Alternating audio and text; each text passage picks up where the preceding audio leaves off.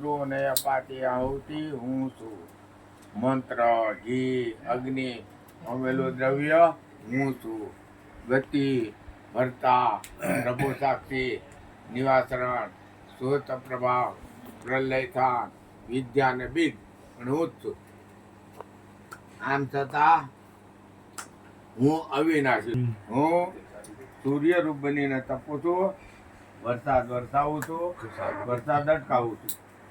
જીવન, મૃત્યુ ને આસાદ હું છું.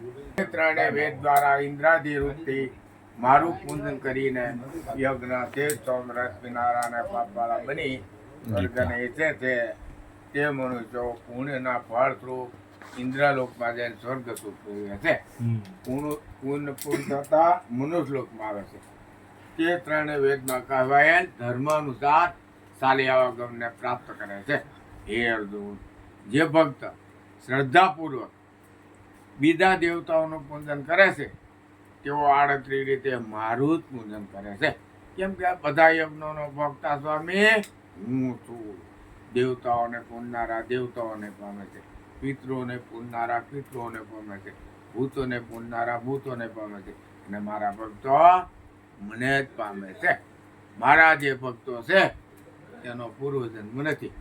એ અર્જુન, તું કાંઈ પણ કર્મ કરે તે બધું મને અર્પણ કર.